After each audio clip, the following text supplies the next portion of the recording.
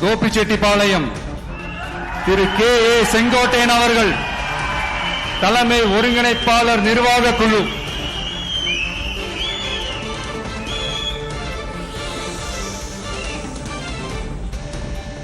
திருச்செங்கோடு திரு doctor K G Arunraj, கழக கொள்கை பரப்பு பொதுச் செயலாளர்.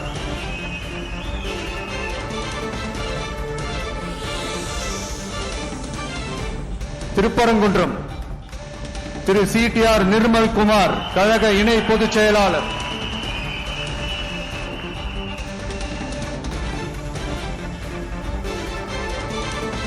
குமாரபாளையம் திரு சி விஜயலட்சுமி, கழக துணை பொதுச் செயலாளர்.